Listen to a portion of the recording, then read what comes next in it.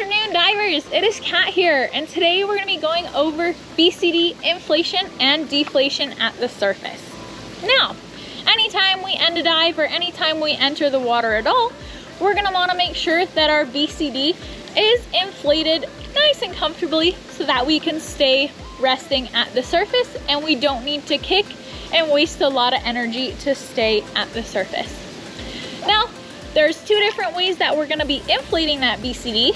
The first one is going to be using our low pressure inflator hose, and the second one is going to be oral inflation. Now we'll talk about oral inflation in a later video, but today we're just going to be using our gray button to inflate that BCD. Now, I'm going to inflate my BCD in a second, and if you guys are going to notice, you're going to hear a noise as soon as I inflate it.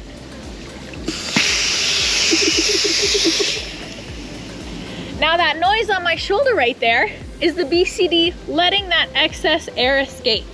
So, unlike a balloon, where if you overinflated, the balloon would pop, the BCD actually has a vent so that when it overinflates, it's just going to release that air for you so you don't ruin your BCD. Kind of handy, they're looking out for us. Alright, now our BCD deflate, we can use a couple different methods for that one. We can use our regular black button to deflate that air out of our BCD. And I'll use my gray one to inflate again. The next deflate that I have is right on my left shoulder, and I'm going to deflate it by pulling on my low pressure inflator hose just like this. And then I'm going to inflate again. Now I also have a deflate on my right shoulder, which I can find by following my strap down to this little toggle. Inflate again. And our fourth deflation mechanism is going to be on our kidney dunk on our right hand side down at the bottom. Now if we're nice and upright, we might not be able to use this dunk because that air is going to be above the vent, but I inflated my BCD all the way, so when I pull that kidney dunk, I can still let the air out.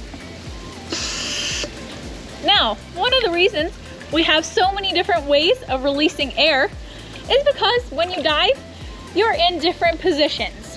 When we're descending, we might be straight up and down, and then when we're diving, we might be parallel with the bottom.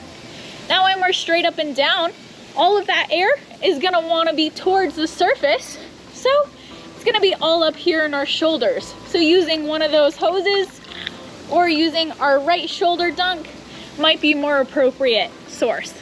Now, when we're diving parallel, these shoulders aren't gonna be the highest point on our body. So that kidney dunk might be the best way to release all that air. All right, I hope you guys enjoyed that video and learned a lot about our different releases and staying inflated at the surface. I'll see you in the next video.